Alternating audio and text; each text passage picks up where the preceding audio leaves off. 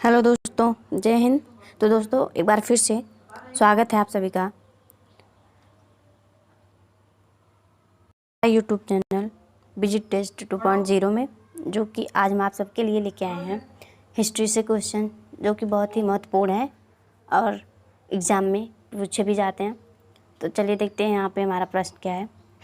9वीं शताब्दी में निम्नलिखित में से किसके द्वारा चोल साम्राज्य की नींव डाली गई। तो यहाँ पे हमारे 4 ऑप्शन दिए हैं। ऑप्शन ए है कृष्ण प्रथम, ऑप्शन बी है राजराज चोल, ऑप्शन सी है विजयालय और ऑप्शन डी है परांतक। क्या है? परांतक। तो यहाँ पे हमारा जो है ऑप्शन सी जो है वो सही है। विजयालय ही चोल साम्राज्य की नींव डाले थे। अगला प्रश्न है, चोलों की राजधानी थी। चोलों की राजधानी आप लोगों को बता दें वो थी तंजौर। क्या थी? तंजौर ही चोलों की राजधानी थी। हमारा अगला प्रश्न है, किस दक्षिण भारतीय राज्य में उत्तम संग्राम प्रशासन था। तो आप लोगों को बता दें वो था चोल। क्या था? चोल ही भारतीय राज्य में उत्तम प्रशासन था। तो अगला प्रश्न होगा हमारा दोस्तों, हमारा अगला प्रश्न है, गंगईकोंड चोलपुरम की स्थापना किसने की।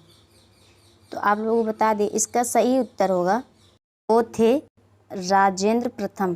कौन थे? राजेंद्र प्रथम ही गंगईकोंड चोलपुरम की स्थापना की थी। हमारे यहाँ पे अगला प्रश्न है जो कि 5वां प्रश्न है, निम्नलिखित में से किस चोल शासक को चोल संगम नामक बृहद कृत्रिम झील बनवाने का श्रेय दिया जाता है। तो यहाँ पे बता दे कौन थे? वो थे राजेंद्र। कौन थे? राजेंद्र थे। अगला प्रश्न देखते हैं दोस्तों हमारा क्या है। यहाँ पे किस चोल राजा ने जल सेना प्रारंभ की थी। तो इसका सही उत्तर होगा राजराज प्रथम ने ही जल सेना प्रारंभ की थी। अगला प्रश्न देखते हैं दोस्तों, चोल शासक का नाम बताइए जिसने श्रीलंका के उत्तरी भाग पर विजय प्राप्त की थी। दोस्तों इस प्रश्न का सही उत्तर है राजराज प्रथम ने ही श्रीलंका के उत्तरी भाग पर विजय प्राप्त की थी। तो यहाँ पे हमारा प्रश्न संख्या 8 जो है वो है, चोल राजाओं ने किस एक ने सिलोन पर विजय प्राप्त की थी। वो थे राजेंद्र प्रथम थे जो सिलोन पर विजय प्राप्त किए थे। तो यहाँ पे हमारा 9वां प्रश्न है, चालुक्य वंश का सबसे महान शासक कौन था। चालुक्य वंश का सबसे महान शासक थे पुलकेशिन द्वितीय। कौन थे? पुलकेशिन द्वितीय थे जो कि चालुक्य वंश के सबसे महान शासक थे। यहाँ पे हमारा 10वां प्रश्न है दोस्तों, देखते हैं, चालुक्यों की राजधानी कहाँ थी। चालुक्यों की राजधानी थी वातापी। क्या थी? वातापी थी चालुक्यों की राजधानी। यहाँ पे हमारा प्रश्न संख्या 11 जो है, चोल साम्राज्य को अंततः किसने समाप्त किया। तो आप लोगों को बता दें चोल साम्राज्य को मलिक काफूर ने। किसने? मलिक काफूर ने समाप्त किया था। अगला प्रश्न है यहाँ पे हमारा प्रश्न संख्या 12। तो चलिए देखते हैं यहाँ पे क्या है। सूची प्रथम और सूची द्वितीय को सम्मिलित कीजिए और नीचे दिए गए कूट से सही उत्तर चुनिए। तो यहाँ पे प्रथम सूची हमारी क्या है? ऑप्शन ए है चालुक्य, बी है पल्लव, सी है हर्ष और डी है पांडे। तो सूची 2 में क्या है? पहला है मदुरई, दूसरा है कन्नौज, तीसरा है बादामी और चौथा है कांचीपुरम। तो यहाँ पे हमारा सही मेल होगा, हमारा सही मेल है ए का, चालुक्य जो था वो बादामी का था, बादामी राज्य का था, और पल्लव जो था वो कांचीपुरम का था, और हर्ष जो था वो कन्नौज के थे, और पांडे जो थे वो मदुरई के थे। कहाँ के थे? मदुरई के। तो आप लोगों को बता दें इसमें से कूट जो है हमारा ए सही है। कौन सा? हमारा जो है ए सही है। तो चलिए देखते हैं हमारे यहाँ पे अगला प्रश्न क्या है। हमारा प्रश्न संख्या 13 है, मीनाक्षी मंदिर स्थित है। तो आप लोगों को बता दें मीनाक्षी मंदिर वो जो है मदुरई में स्थित है। कहाँ पे? मदुरई में स्थित है। अगला प्रश्न है हमारा, मुद्रा राक्षस का लेखक निम्न में से कौन है? तो आप लोगों को बता दें वो जो है विशाखादत्त। क्या है? विशाखादत्त थे, जो कि मुद्रा राक्षस के लेखक थे।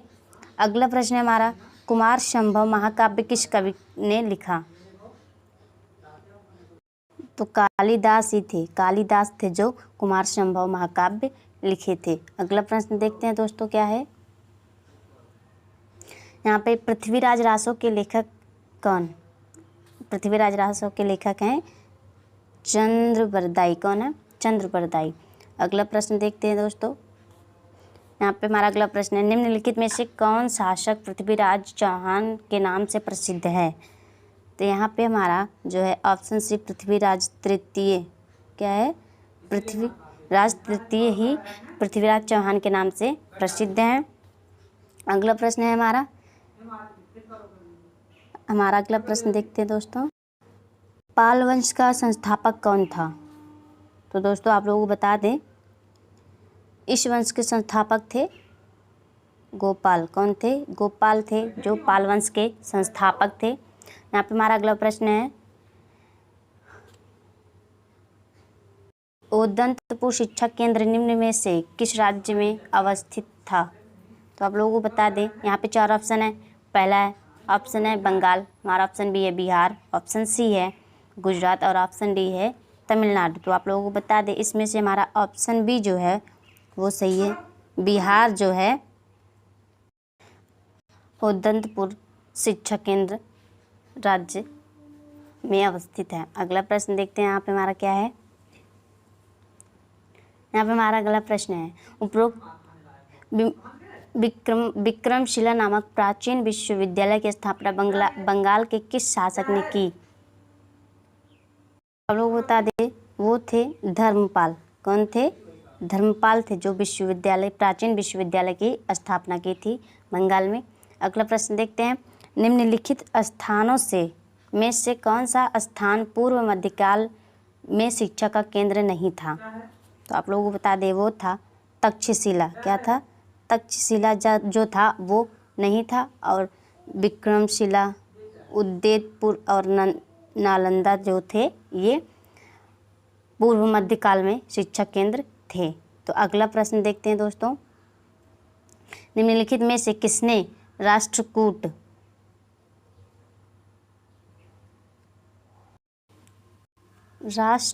साम्राज्य की नींव रखी? तो आप लोगों को बता दें इसका सही उत्तर है नागभट्ट प्रथम।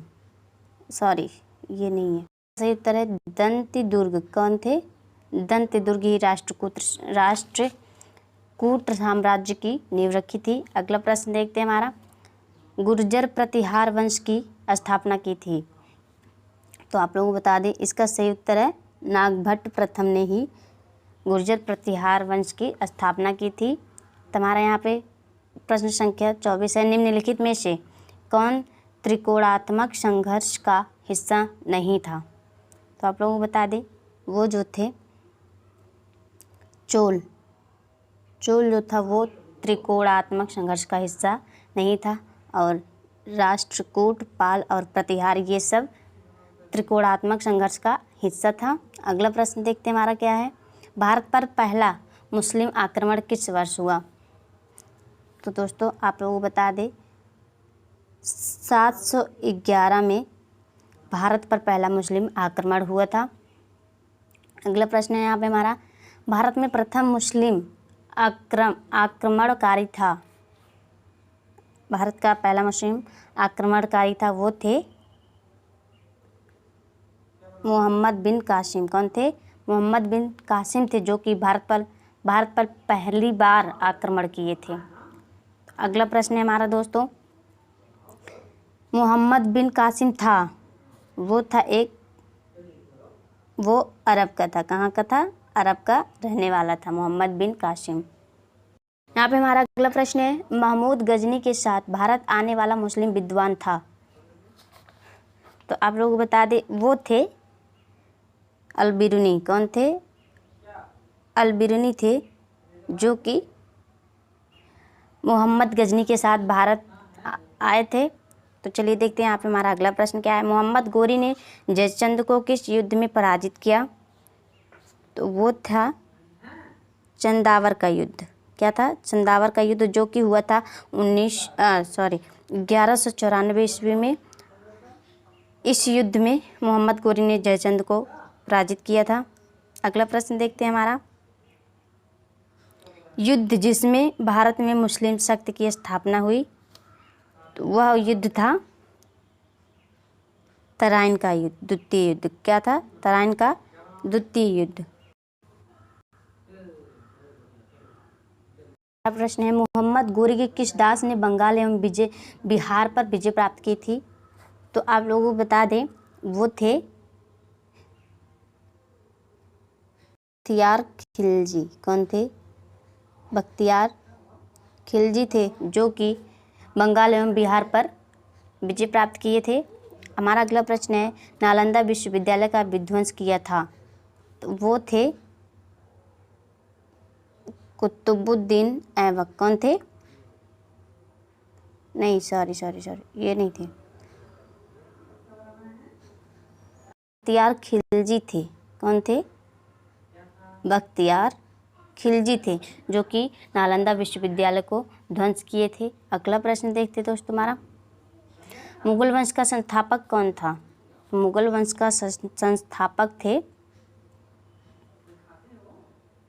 वंश के संस्थापक थे कुतुबुद्दीन ऐबक। कौन थे?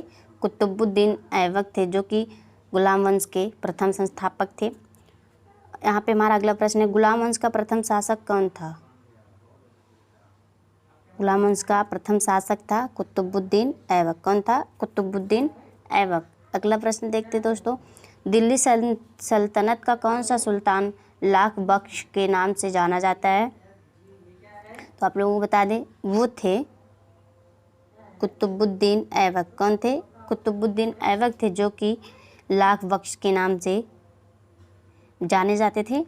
अगला प्रश्न है दोस्तों हमारा, 2.5 दिन का झोपड़ा क्या है?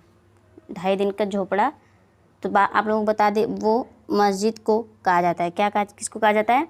मस्जिद को ही 2.5 दिन का झोपड़ा कहा जाता है। अगला प्रश्न देखते हैं दोस्तों, कुतुबुद्दीन ऐबक की राजधानी थी, तो आप लोगों को बता दें, उनकी राजधानी थी लाहौर में। कहाँ थी? लाहौर में कुतुबुद्दीन ऐबक की राजधानी थी। तो यहाँ पे हमारा अगला प्रश्न है, सुल्तान कुतुबुद्दीन ऐबक की मृत्यु कैसे हुई?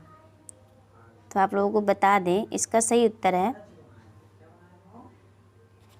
चौहान की क्रीड़ा के दौरान अश्व के गिरने के पश्चात उनकी मृत्यु हुई थी। कुतुबुद्दीन ऐबक की मृत्यु चौहान की क्रीड़ा के दौरान अश्व के गिरने के पश्चात उनकी मृत्यु हुई थी। अगला प्रश्न देखते हैं हमारा क्या है यहाँ पे, सल्तनत के निम्नलिखित सुल्तानों में से कितने सर्वप्रथम अपनी राजधानी दिल्ली स्थानांतरित की थी?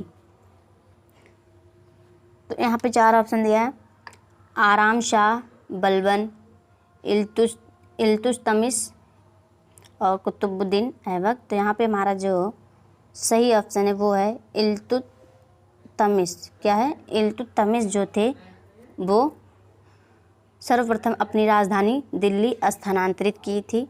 अगला प्रश्न है हमारा, दिल्ली का प्रथम मुस्लिम शासिका कौन थी? तो आप लोगों को बता दें, दिल्ली की प्रथम मुस्लिम शासिका थी रजिया। कौन थी? रजिया बेगम, वो थी दिल्ली की प्रथम मुस्लिम शासिका। अगला प्रश्न देखते हैं, गुलाम का गुलाम किसे कहा जाता था? गुलाम का गुलाम इल्तुतमिश को कहा जाता। किसको? इल्तुतमिश को कहा जाता था। निम्नलिखित में से कौन सा मध्यकालीन भारत का प्रथम महिला शासिका थी? तो वो थी रजिया सुल्तान। कौन थी? रजिया सुल्तान, वो थी मध्यकालीन भारत की प्रथम महिला शासिका। अगला प्रश्न देखते हैं दोस्तों, दिल्ली के सुल्तान बलबन का पूरा नाम बलबत था। तो आप लोगों को बता दें, उनका पूरा नाम था गयासुद्दीन बलबत। क्या था? गयासुद्दीन बलबत बलबन का पूरा नाम था। तो चलिए देखते हैं हमारा अगला प्रश्न क्या है। हमारा अगला प्रश्न है, दिल्ली के किस सुल्तान के विषय में कहा गया कि उसने रक्त और लौह की नीति अपनाई थी? तो वो थे बलबन। कौन थे? बलबन थे, जो कि दिल्ली के जो कि रक्त और लौ की नीति अपनाई थी। तो यहाँ पे हमारा अगला प्रश्न है जो कि अंतिम प्रश्न लास्ट प्रश्न है। इसका आंसर आप लोगों को कमेंट बॉक्स में देना है। अलाउद्दीन खिलजी के प्रसिद्ध सेनापतियों में से किसकी मंगोलों के विरुद्ध लड़ते हुए मृत्यु हुई थी? तो वो थे जफ़र खां। कौन थे? जफ़र खां। तो दोस्तों आप सभी का हमारा वीडियो अगर अच्छा लगा हो तो लाइक कीजिएगा, शेयर कीजिएगा और वीडियो को चैनल को सब्सक्राइब कीजिएगा।